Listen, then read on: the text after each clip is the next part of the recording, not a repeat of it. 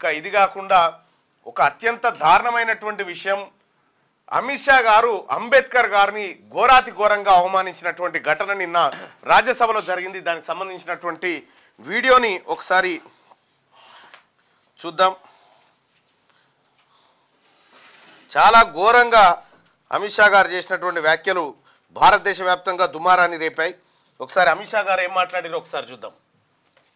చూసిరా, ఇప్పుడు అందరు అంబేద్కర్ అంబేద్కర్ అంటా ఉన్నారు, ఇది ఫ్యాషన్ అయిపోయింది. అంబేద్కర్ పేరు బదులు దేవుని పేరు తీసుకుంటే 7 జన్మల ద్వారా వరకు స్వర్గం లభిస్తుందని అమిత్ షా గారు అంబేద్కర్ను కించపరిచే విధంగా, అంబేద్కర్ పేరేదో అంటరాని పేరైనటువంటి విధంగా ఆయన వ్యవహరించినటువంటి తీరేదైతే ఉందో ఇది దురదృష్టకరం. ఒక కేంద్ర మంత్రి ఈ విధంగా భారత రాజ్యాంగ నిర్మాత పైన చేసినటువంటి వ్యాఖ్యలు దురదృష్టకరం. ఆయన మంత్రిగా ఉండడానికి ఎలాంటి హక్కు లేదు అని చెప్పి విపక్షాలన్నీ నిన్న ధర్నాకు దిగినాయి. దేశాధ్యక్షుడు మల్లికార్జున ఖర్గేతో పాటు అన్ని పార్టీలు ఇంక్లూడింగ్ అంబేద్కర్ ఎన్డీఏలో ఉన్నటువంటి కొంతమంది కూడా అమిత్ షా వ్యాఖ్యలు బాధాకరం అని చెప్పి వాళ్ళు చెప్పడం జరిగింది. అమిత్ షా చేసినటువంటి వ్యాఖ్యల వల్ల ఏది భారత రాజ్యాంగం పట్ల వాళ్ళకు ఉన్నటువంటి చిన్న చూపు మరొకసారి బయటపడ్డదని చెప్పి దేశ ప్రజలంతా నిరసన దిగుతా ఉన్నారు.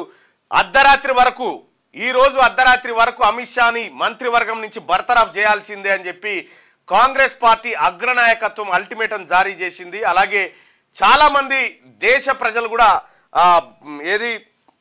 ఈయన అమిత్ షా వ్యాఖ్యలను తీవ్రంగా ఖండిస్తూ ఆయన దిష్టిబొమ్మలు నలగబెడుతూ ఆయనకు వ్యతిరేకంగా నినాదాలు చేస్తున్నటువంటి పరిస్థితి. అలాగే కవర్ చేసుకునే ప్రయత్నం చేసిన కానీ అది కవర్ కాలేదు. దేశవ్యాప్తంగా ఒకేసారి బగ్గుమన్నది అమిత్ షా వ్యాఖ్యల పైన. అమిత్ షా ఓ వైపు అయితే రాజ్యసభలో మాట్లాడుకుంటూ అంబేద్కర్ అంబేద్కర్ అంబేద్కర్ అంటారు. ఈ ప్లేస్లో దేవుణ్ణి కొలవండి, 7 జన్మల వరకు స్వర్గం దొరుకుతుందని చెప్పి చెప్తా ఉన్నాడు. దేవుణ్ణి కొలిస్తే స్వర్గం దొరుకుతుందా దొరకదా తర్వాత విషయం. అంబేద్కర్ని ఎందుకు అవమానించుతా ఉన్నావు, అంబేద్కర్ పేరు ఎందుకు ఉచ్చరించొద్దని చెప్పి చెప్తా ఉన్నావు అనేది అసలైనటువంటి వాదన తెరపైకి వచ్చింది. ఇక్కడ నిన్న అదానీ అంశం, ఆ తర్వాత మోదీ అంశం, ఇది తెలంగాణ వ్యాప్తంగా గౌరవ ముఖ్యమంత్రి రేవంత్ రెడ్డి గారు అలాగే కాంగ్రెస్ పార్టీ అగ్రనాయకత్వం అంతా వాళ్ళిద్దరి చీకటి ఒప్పందాలను బయట పెట్టాలి, దానిపైన దేశ ప్రధాని మాట్లాడాలి, భారతీయ జనతా పార్టీ దానిపైన స్పష్టమైనటువంటి ప్రకటన చేయాలి, ఆయనతో మాకు సోపతి లేదనేటువంటి డిమాండ్లతోటి నిన్న రాజ్భవన్ ముట్టడి కార్యక్రమం జరిగింది. స్వయాన ముఖ్యమంత్రి రోడ్డు మీద బైఠాయించి వాళ్ళ చీకటి ఒప్పందాలను బహిర్గతం చేయాలనేటువంటి మాట నిన్న డిమాండ్ చేసిన. అలాగే same time BRS party Adani ఆ తర్వాత రేవంత్ రెడ్డి గారికి సంబంధం ఉందని చెప్పి ఫ్లకార్డులు పట్టుకొని వాళ్ళు డ్రామా సురువు చేసారు. అదానీ గారిని అంటే బీజేపీకి బాధపడాలి కానీ బీఆర్ఎస్ ఎందుకు బాధపడుతుందో ఎవరికి అర్థమైతలేదు. బీజేపీ చేస్తే బీజేపీ వాళ్ళు చేస్తే బీజేపీ వాళ్ళు ప్రతి విమర్శ చేయొచ్చు, వాళ్ళు ఇంకోటి చేయొచ్చు. కానీ బీఆర్ఎస్ పార్టీ ఎందుకు అమిత్ షా గారి గురించి మాట్లాడినా, మోడీ గురించి మాట్లాడినా, అదానీ గురించి మాట్లాడినా వీళ్ళు ఉలికి పడుతున్నారు బీఆర్ఎస్ పార్టీ వాళ్ళు. ఇది వీళ్ళ కథ. సరే, ఏదేమైనప్పటికీ కూడా దేశవ్యాప్తంగా జరుగుతున్నటువంటి ఈ అలజడికి భారతీయ జనతా పార్టీ బాధ్యత వహించాలి. దేశవ్యాప్తంగా అమిత్ షా దిష్టి బొమ్మలు తగలబడతా ఉన్నాయి, ఆయనను మంత్రివర్గం నుంచి బర్తరఫ్ చేయాలనేటువంటి డిమాండ్ తెరపైకి వస్తూ ఉంది. అమిత్ షా వ్యాఖ్యలను మీరు ఎట్లా చూస్తారో ఒకసారి కామెంట్ రూపంలో లేదంటే పోల్ రూపంలో మీ అభిప్రాయాన్ని తెలియజేయండి. నిన్న పార్లమెంట్ దగ్గర అంబేద్కర్ ఫోటోలు పట్టుకున్నటువంటి ఫోటోలు మనం చూడొచ్చు. దాంట్లో సాయి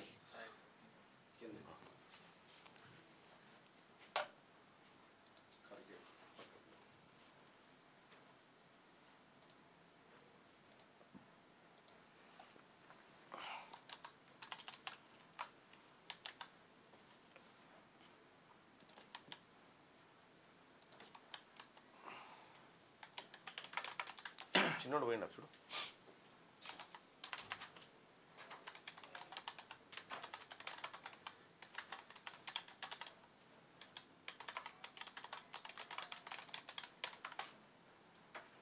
కూర్చోబెట్టిడా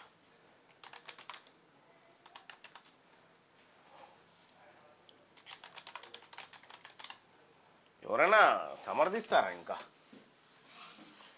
అది నిన్న బగ్గుమన్నది మొత్తం విపక్షం అంతా. క్యూ న్యూస్ ఛానల్లో పనిచేయటకు అనుభవం గల సీనియర్ వీడియో ఎడిటర్స్ కావాలను సంప్రదించవలసిన నెంబర్ 8688926084. qnews@gmail.com ను సంప్రదించండి. లైక్ చేయండి.